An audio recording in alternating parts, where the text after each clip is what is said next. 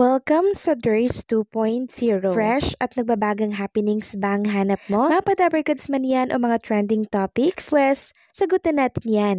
Kaya naman isubscribe nyo na ang ating channel para sa mga nagbabagang balita everyday. So, ayun, welcome back again sa YouTube channel mga Kadaverkads. And for today's video, ang pag-uusapan natin ay tungkol sa mga importanteng kaganapan sa loob at sa labas ng Itbulaga. So, kanina, pagsimula po ng Itbulaga ang bumungad sa atin, walang iba kundi po itong si Yunyul Kim. So, pinainit niya po ang Itbulaga sa kabila po ng malamig na panahon at syempre, sa mga kalamidad na nararanasan po ng ating bansa.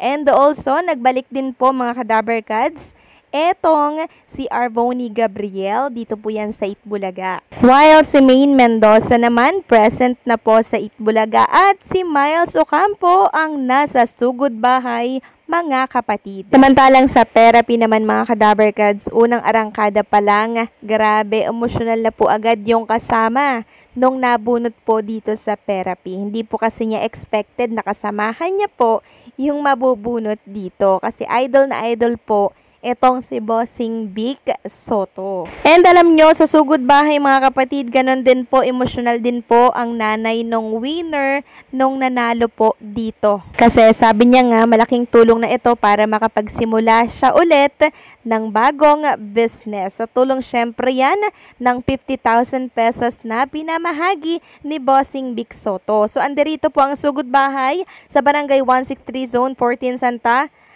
Quiteria, Caloocan City. So maraming nagtatanong, bakit daw hindi pa binabaha dito sa Caloocan City? So ito po ay sinut noong nakaraang week.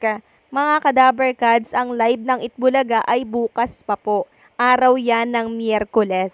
Samantalang ang ilan naman po sa mga EB Scholar ng Itbulaga ay plinex po ang kanilang mga certificate dito po sa Itbulaga mga Kadaverkads. Katulad na lamang po ng Excellence Award na nakuha po netong si Dash Jade Ray B na kung saan makikita nga dito na sa first semester pa lang meron na po siyang nakuha na achievement or recognition. So, congratulations sa mga EB Scholar natin na talaga naman pong nagsusumikap para makapagtapos. Syempre, sa tulong po yan ng Itbulaga. Samantalang, pag-usapan naman natin ang tungkol dito sa katanungan po natin kahapon pa dito po sa Durs TV na page natin. Sabi ko, payag ba kayo na bumalik si Claire de la Puente clone sa Itbulaga at bakit?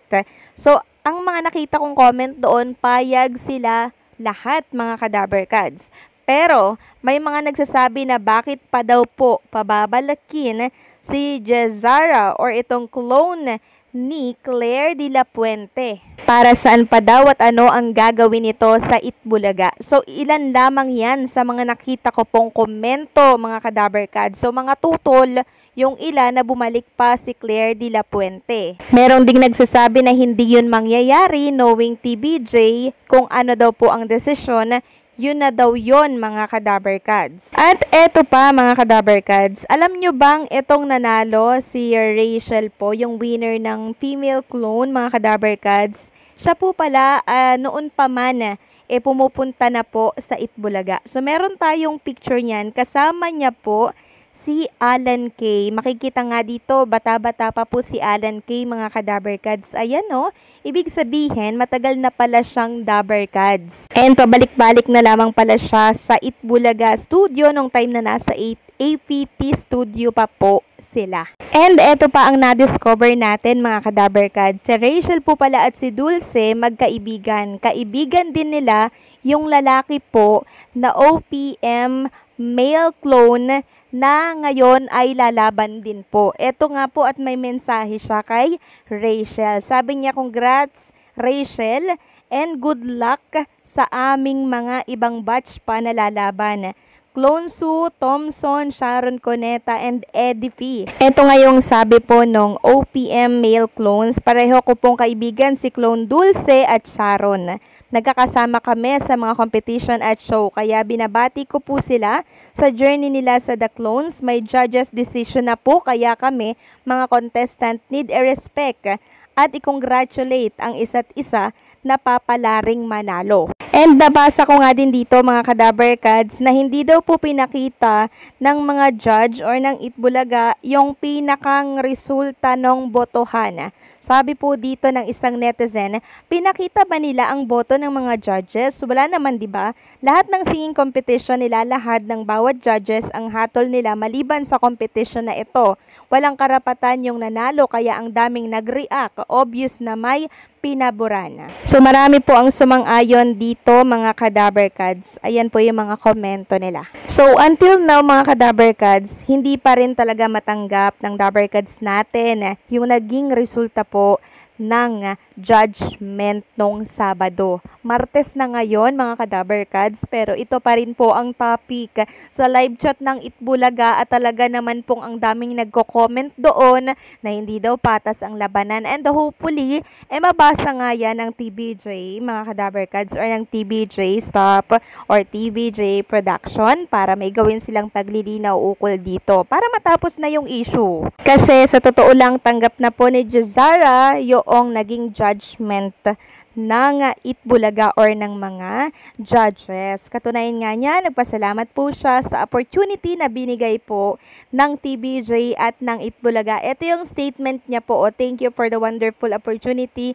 and maging yung ama niya, mga Kadaver Cards, nagpasalamat din po sa Itbulaga. Yun nga lang, nalulungkot daw siya dahil hindi po naisampa ni Jazara yung next laban. Samantalang, isa sa mga judges po ng The Clones, meron pong inilabas. Walang iba kundi po ang mga picture nila dito po sa Itbulaga during judgment po ng The Clones nung time po na si Claire, Sharon, Dulce pa ang naglalaban. Eto po yan mga Kadaver Cards. Sabi nga po ni Miss Lali Misalucha, here are the fabulous judge of The Clones Grand Finals at tinagpo ang TBJ official. Ito pa yung isang comment ng isang netizen. No? Sa challenge nila, si Claire pinakalugi.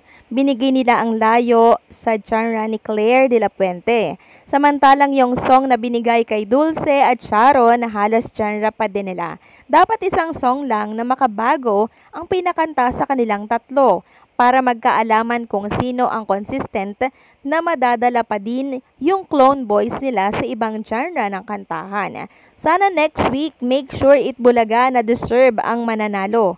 Kung favoritism mangyayari, I'm sure yung Matt Monroe ang matatalo ng Tony Binit. Yan dahil trip ni Tito Sen yung Tony Binit. Sa naalala ko, tinalo nga ng Tony Binit yung Ilvese. So yan, tandaan nyo po tong comment na to mga Kadaver Cards. Tapos balikan natin ito after po ng labanan noong mga nakasala ngayon na OPM male clones. So anong say nyo dito mga Kadaver Cards? Please comment down below. So paano? Hanggang dito na lamang po ang update natin. Maraming salamat sa patuloy na pagsuporta. Mag-iingat po kayong lahat.